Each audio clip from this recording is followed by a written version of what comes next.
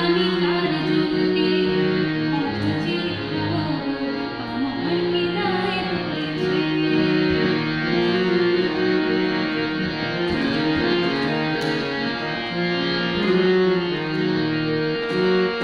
রোজ রোজ একই অজুহাত, কাজ আর শুধু কাজ।